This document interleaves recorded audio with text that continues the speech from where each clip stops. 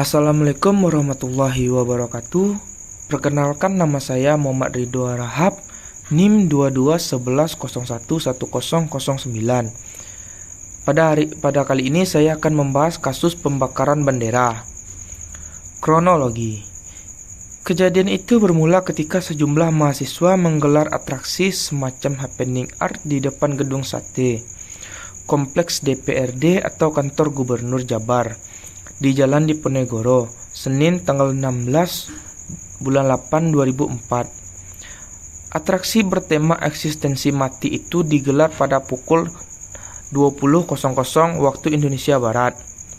Mahasiswa yang berperan serta berasal dari UPI, ITENAS, STHB, dan UNPAS. Tiba-tiba saja pada pukul 20.15 waktu Indonesia Barat, seorang mahasiswa STHB semester 5 bernama Dadan Yanuar berumur 21 tahun membakar bendera merah putih berukuran 40 x 60 cm.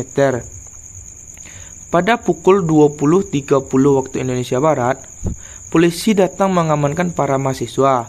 Polisi menjadikan Dadan Yanuar sebagai tersangka dan menahannya. Rule of Law. Rule of Law menekankan bahwa setiap individu, termasuk warga negara dan pemerintah, harus tunduk pada hukum yang berlaku. Dalam konteks pembakaran bendera merah putih, pelaku yang melakukan tindakan tersebut harus ditangani sesuai dengan hukum yang berlaku. Dalam menghadapi kasus pembakaran bendera merah putih, penegakan hukum harus dilakukan dengan adil dan objektif. Proses penyelidikan, penangkapan, dan pengadilan harus mengikuti prosedur hukum yang berlaku dan melibatkan lembaga penegak hukum yang independen dan profesional. Upaya pemerintah, penegakan hukum. Pemerintah dapat memastikan bahwa pelaku pembakaran bendera merah putih ditangkap, diselidiki, dan dituntut sesuai dengan hukum yang berlaku. Lembaga penegak hukum seperti kepolisian dan kejaksaan harus menjalankan tugas mereka dengan profesional dan objektif. Meningkatkan saksi dan penegakan hukum.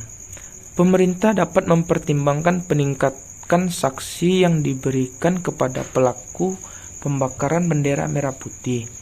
Hal ini bisa mencakup hukuman yang lebih berat, seperti pidana penjara atau denda yang signifikan untuk memberikan efek jera kepada pelaku. Peranan penegak hukum dan badan peradilan. Penegakan hukum seperti kepolisian atau badan intelijen dapat melakukan pemeriksaan terhadap pelaku untuk menggali informasi lebih lanjut tentang motivasi, perencanaan, dan pelaku lain yang terlibat dalam kasus pembakaran bendera. Pemeriksaan dan interogasi harus dilakukan dengan menghormati hak-hak tersangka, seperti hak untuk mendapatkan pembelaan dan hak untuk tidak memberikan kesaksian yang dapat merugikan diri sendiri. Badan peradilan harus memastikan bahwa proses hukum berlangsung secara adil dan objektif. Mereka harus memastikan bahwa hak-hak tersangka atau terdakwa dihormati, termasuk hak atas pembelaan yang layak, hak untuk memberikan keterangan, dan hak tidak memberikan keterangan yang merugikan diri sendiri. Penyelesaian masalah. Pendidikan dan peningkatan kesadaran masyarakat tentang pentingnya menghormati simbol-simbol nasional dan nilai-nilai demokrasi. 2. Pemerintah dapat menerapkan undang-undang yang melindungi simbol-simbol nasional serta mengkampanyekannya penegakan hukum yang tegas terhadap pelanggarannya. 3. Meningkatkan pemahaman tentang hak asasi manusia, toleransi, dan nilai-nilai demokrasi melalui formal dan non-formal. 4. Menjalin kerjasama antara pemerintah, lembaga penegak hukum, dan masyarakat sipil untuk mencegah dan mengungkap kasus pembakaran bendera. Kesimpulan.